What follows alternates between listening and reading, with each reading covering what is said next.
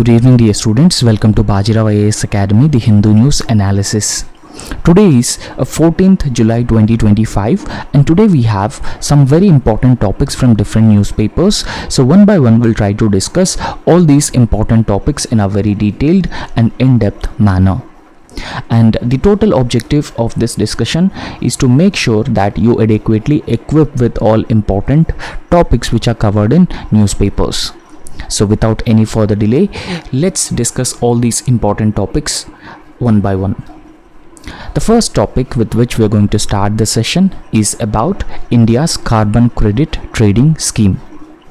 And this carbon credit trading scheme is one of the most important initiative which aims to reduce or curb the carbon emissions.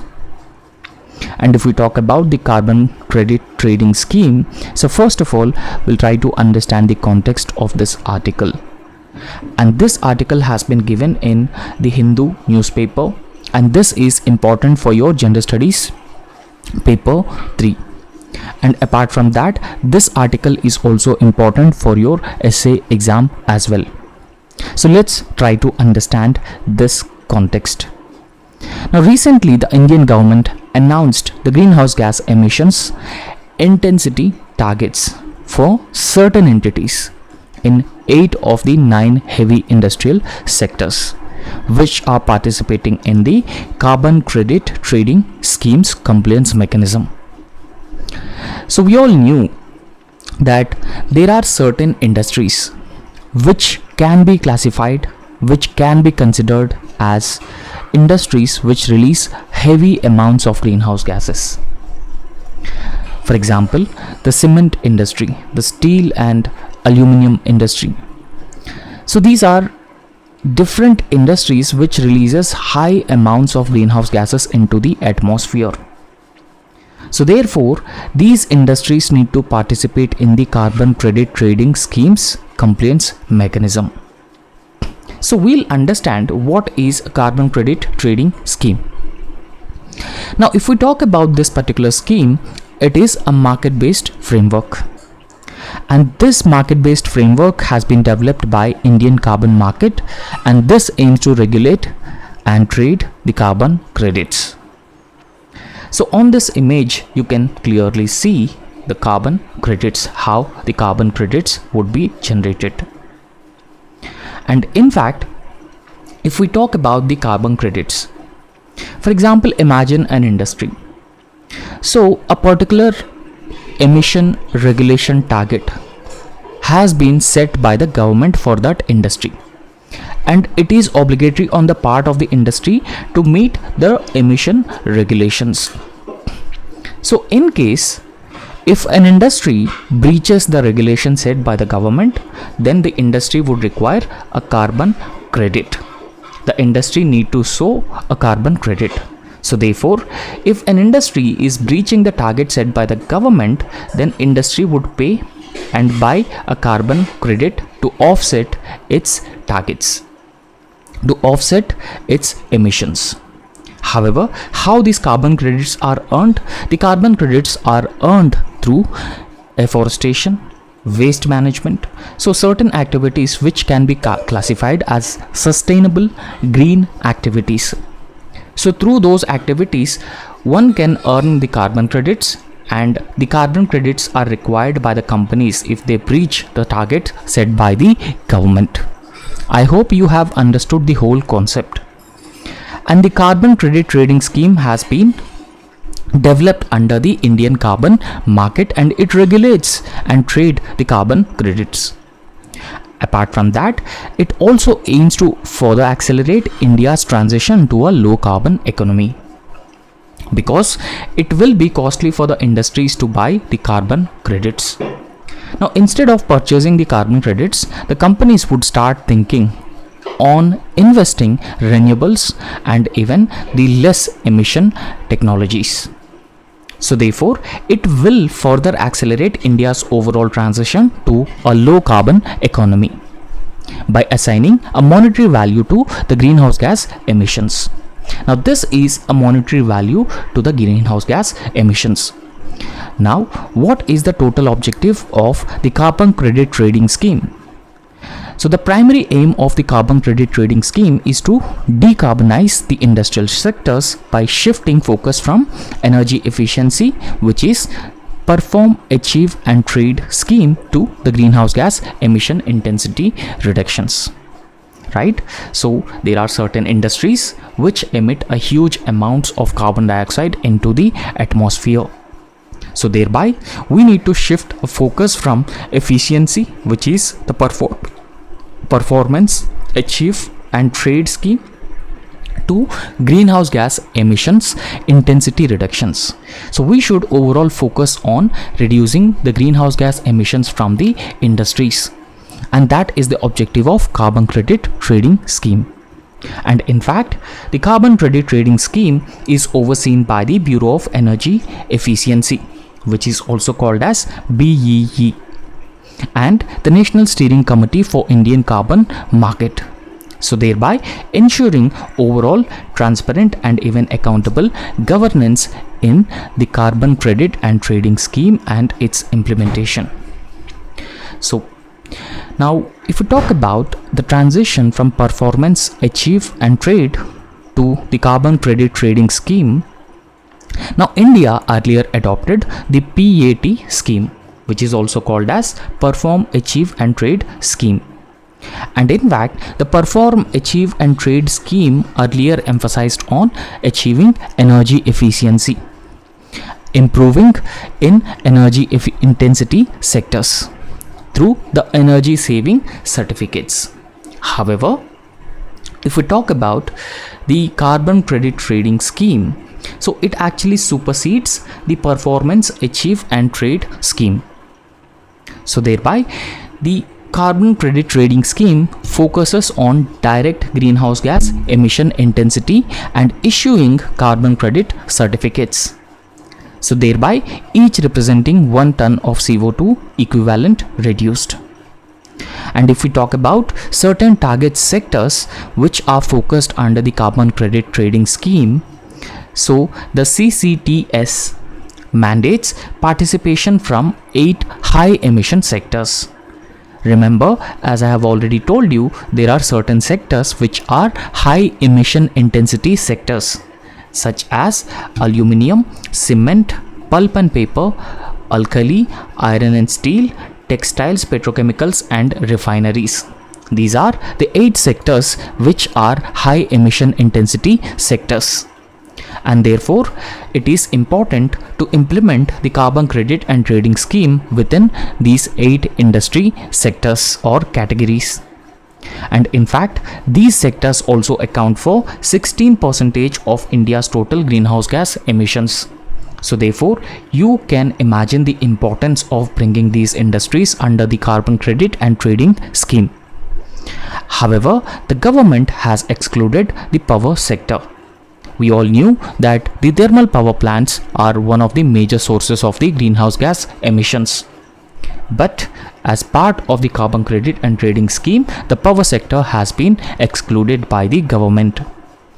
And if we talk about the power sector alone contributes 40% of India's total greenhouse gas emissions. This is actually a huge amount of the greenhouse gases contributed by the power sector. And also remember, in 2025 prelims examination, this is also asked. So therefore from our discussion there are number of points that you can understand and which are very important, and I would also stress on those points as well. So therefore one thing that you should understand, that the power sector contributes around 40% of India's total greenhouse gas emissions. However, the power sector is excluded from the complaints mechanism, but it may be included in later phases as part of the carbon credit and trading scheme. So I hope you have understood this particular topic. And the next topic is India's open ecosystems. So let's try to understand what are India's open ecosystems and what is the importance of India's open ecosystems and how we misunderstood India's open ecosystems. Now if we talk about the context, so this article has been given in the Hindu newspaper, and this could be important for your General Studies paper 3. So if we talk about India's open ecosystems, it is being said that there is an urgent need to reevaluate India's land use policies, because a vast natural open ecosystems such as deserts, grasslands and savannas, they continue to be wrongly classified as wastelands. So therefore they also have a certain ecological importance, and that is the reason that we need to reevaluate India's land use policies. However, this misclassification has led to ecological damage and threats to the pastoralist livelihoods, and overall sparking calls for policy reform and even the ecosystem recognition of the open ecosystems. And this is the overall context. And if I can further simplify this, that there are a certain lands which are classified as wastelands, such as deserts, grasslands and savannas.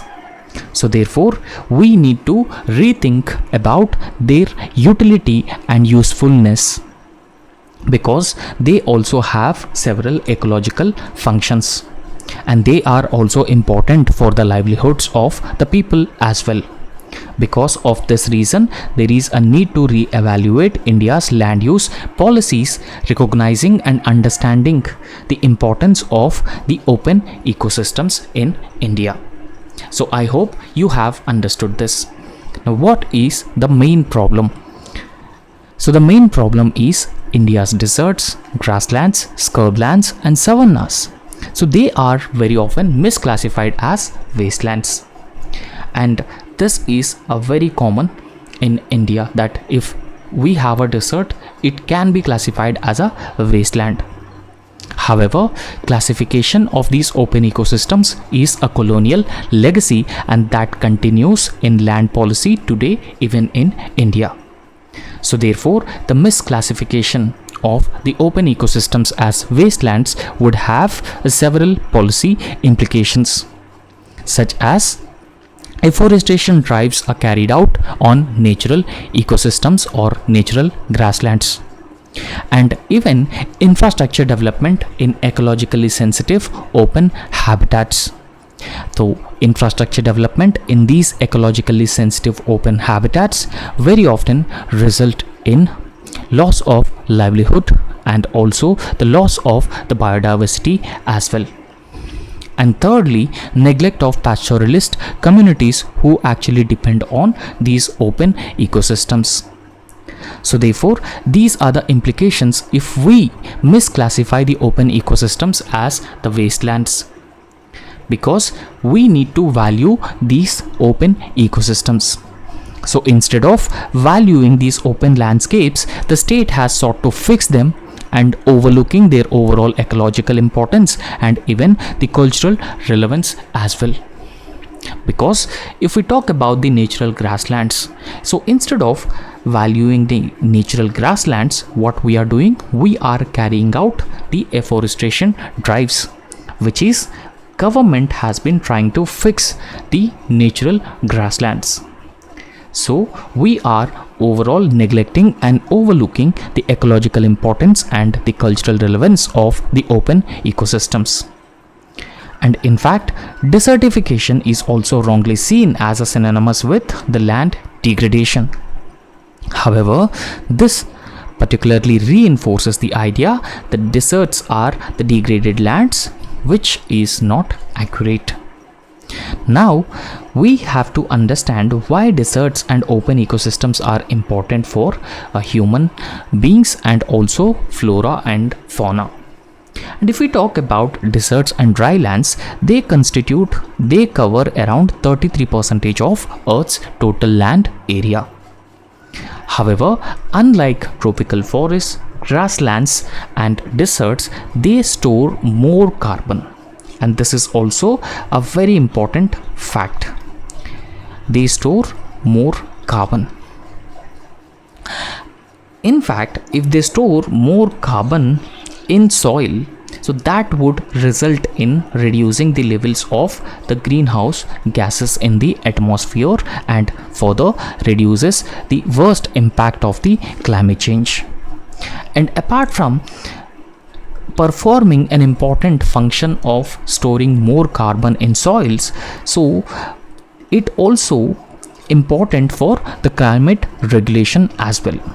And even they are home to a wide variety of flora and fauna. One such example is the great Indian bustard, which is widely available in the deserts of Rajasthan and parts of Gujarat as well. So therefore, these open ecosystems are also the important biodiversity sites of wide flora and fauna. And that is why we need to understand the ecological importance of open ecosystems, and we need to re-evaluate our policies and plans for the conservation and protection of these open ecosystems. The next important topic is Jarawa tribe in Andaman and Nicobar Islands. So we all knew that there are several tribal groups which live in Andaman and Nicobar group of islands. And one such particularly vulnerable tribal group is Jarawa tribe, which lives in Andaman Islands. And apart from that, there are other tribes also which live in both Andaman and Nicobar group of islands. So first of all, we'll try to understand the context of this topic. And an article has been given in the Hindu newspaper, which is talking about reaching the Jarawa tribe of Andaman Islands for census will not be very tough. Now first of all, we'll try to understand about the Jarawa tribe, and the context is that the government of India announced 16th census of India. The census which are going to be conducted from this year and next year onwards are the 16th census that we are going to conduct. And the 16th census will be held in two phases which begin in 2026. However, experts have been saying that it will be possible to include even remote tribal groups such as Jarawas. As of now, remote tribal groups such as Jarawas, Sentinelese and other PVTGs in the Andaman and Nicobar group of islands were not covered under the census. But experts have been saying that it will be possible to include even remote tribal groups like Jarawas in the exercise, despite their isolated and the protected status. However, the Jarawas are isolated tribes much similar to the Sentinelese tribe which lives in Andaman and Nicobar group of islands.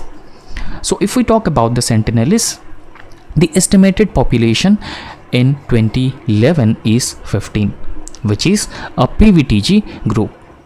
And apart from Sentinelese, other tribal groups in Andaman Islands including Onges, Jarawas, Great Andamanis, tribes of Nicobar Islands including Shompens and Nicobaris. Right, so Shompens and Nicobaris live in Nicobar Islands, and in Andaman Islands, Sentinelese, Onges, Jarawas and Great Andamanis live. So these tribal groups are very important, so please remember the tribal groups. Now if we talk about the Jarawa tribal communities, so the Jarawas are one of the 6 indigenous tribes of Andaman and Nicobar group of islands. And in fact, they are also classified as the particularly vulnerable tribal groups by the government of India. And we will understand what are those tribal groups which are classified as particularly vulnerable tribal groups. And in fact, if we talk about the Jarawas, they are among the oldest surviving hunter-gatherer communities in the world. And in fact, it is believed that they are the direct descendants of the first humans who migrated out of Africa nearly 50,000 to 60,000 years ago. So therefore, we can say that they are oldest surviving hunter-gatherers communities in the world. And in fact, the Jarawas live in South and Middle Andaman Islands, especially within the Jarawa Tribal Reserve. However, the Jarawa Tribal Reserve is a forest which is legally protected, and this is also largely inaccessible for the outsiders. And in order to protect the tribals, the government has mandated a legal protection for the Jereva Tribal Reserve. And it is also inaccessible for outsiders without the government permission. And they are enjoying the legal protection under the Andaman and Nicobar Protection of Aboriginal Tribes Regulation Act of 1956. And if we talk about the total population of the Jereva tribal communities, the total population would be around 400 to 500 individuals. And in fact, they also live in small nomadic bands of 40 to 50 people, moving between the seasonal camps that they have set up. And in fact, they are also recognized as a scheduled tribe under the Indian Constitution. However, it is being said that outsiders should not have a contact with such particularly vulnerable tribal groups in Andaman and Nicobar group of islands, because these tribal groups may not have the immunity which is required for the modern diseases. However, any modern man who establishes his or her contact with these PVTGs who are living in Andaman and Nicobar group of islands may spread a new disease for these tribal groups. And since they have no natural immunity, it will result in large-scale mortality of these PVTG tribal groups. And that is why the government has extended legal protection for these PVTGs who are living in Andaman and Nicobar group of islands. And on this image you can see how Jereva tribal communities look like. And if we talk about the particularly vulnerable tribal groups, so they are the most vulnerable, most backward tribes in India. And in fact, the government intervention is required to protect these tribal groups since they are particularly vulnerable. And there are 75 PVTGs in 18 states and 1 union territory, which is Andaman and Nicobar group of island. And in fact, Odisha is the state with the largest number of particularly vulnerable tribal groups. And if we talk about the key features and key characteristics of the particularly vulnerable tribal groups, so they have the pre-agricultural level of technology, low levels of literacy, economic backwardness, and declining and stagnant population. So if any tribal community have the characteristic features of these characters, then we can classify them as the particularly vulnerable tribal groups. Here are some examples of the particular vulnerable tribal groups have been given, including Jerevas, Onges and Andamanis in Andaman and Nicobar group of islands, Bonda tribe, Dongaria Khond tribes in Odisha. Also remember, Odisha is the state with large number of particularly vulnerable tribal groups. And even Baigas of Madhya Pradesh, Chanchus of AP and Birhor in Jharkhand. So they are also known as the particularly vulnerable tribal groups in all these different states. I hope you have understood the context of this particular topic and PVTGs also. Now, another important article has been given in the Hindu newspaper which has been discussing about the ordinarily resident. Now, what is this ordinarily resident? Why it has been asked in why it has been given in the newspaper? So we'll try to understand this in a very brief and very crisp manner. Now, we all knew that the Election Commission of India has been conducting the special intensive revision of electoral rolls in the state of Bihar. And this has also sparked the discussions on the electoral inclusion of people, particularly people who are migrant populations. So thereby focusing on the balance between the electoral roll integrity and the inclusive democratic participation of all eligible voters in the electoral roll. Now we'll be understanding who is an ordinarily resident. So if we talk about the ordinarily resident, according to section 19 of the Representation of People Act. So this section 19 of the Representation of People Act says that only a person who is ordinarily resident in a constituency can be enrolled in its electoral roll, right? So we all living in different constituencies, and if you are ordinarily resident in your constituency, your name will be enrolled in the electoral roll by the Election Commission of India. This is what section 19 of the Representation of People Act says. Now, section 20 of the Representation of People Act defines the term ordinarily resident. So, what exactly constitutes the ordinarily resident in a constituency? So, it actually states that merely owning or possessing a house in a constituency does not mean or does not qualify a person as an ordinarily resident. For example, you are ordinarily resident in a constituency A. However, you also have the house in another constituency B. So, if you have a house in a constituency B, that does not mean that you are an ordinarily resident of a constituency B, and that is what section 20 of the Representation of the People Act says. And a person who is temporarily absent from their regular residence for work or for travel is still considered as an ordinarily resident in that location. Imagine a constituency in the state of Bihar, and a particular person migrated to Delhi for the purpose of work, and he stayed in Delhi for 3 to 4 years. So that does not mean that he is not the ordinarily resident of that constituency in Bihar. So still he or she be categorized as an ordinarily resident of a constituency in the state of Bihar, despite he migrated for the purpose of work to another state or to another constituency.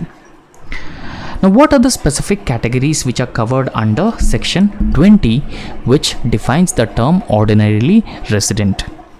Now, specific categories including the armed forces personnel, members of the state armed police serving outside the state, central government employees who posted abroad, persons who are holding a constitutional office declared by the president in consultation with the Election Commission, and their spouses are also considered ordinarily resident in their original constituency. These are the specific categories which are covered under section 20. And in fact, the Election Commission of India is also responsible for preparing electoral rolls under the Representation of People Act 1950. Now, why the ordinarily resident status actually matters? The requirement actually ensures that the voter has a genuine and a habitual connection with their constituency. And that is why the ordinarily resident status matters. And in fact, the ordinarily resident status also maintains the electoral integrity. It even reduces the fraudulent registrations and also ensures accountability in representation. So overall, it ensures free and fair elections. However, there is a judgment by the Guwahati High Court in the year 1999, which is famously known as Manmohan Singh case. And in this Manmohan Singh case, the Guwahati High Court has ruled that a person should be a habitual and a permanent resident. There must be an intention to dwell in that particular place, and a reasonable person must accept the individual as a resident as well. Right? So another person must accept the individual as the resident. So this is what the Guwahati High Court has ruled with respect to an ordinarily resident. Right? So we all knew that the electoral roll revision has been taking place in the state of Bihar, and Article 324 of the Indian Constitution, which actually gives the Election Commission of India the power over the electoral rolls. Under section 21 of the Representation of People Act 1950, the electoral rolls are revised annually by the Election Commission of India.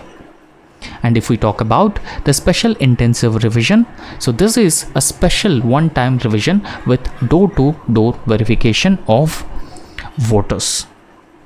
And the last special intensive revision of electoral rules, which took place in the year 2005 in the state of Bihar.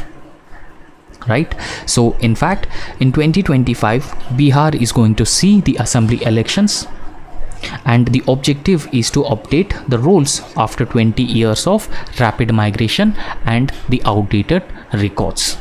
So I hope you have understood this topic as well. And that's all in this lecture, and thank you so much. If you like our lecture, please subscribe our YouTube channel and also hit the like. Thank you.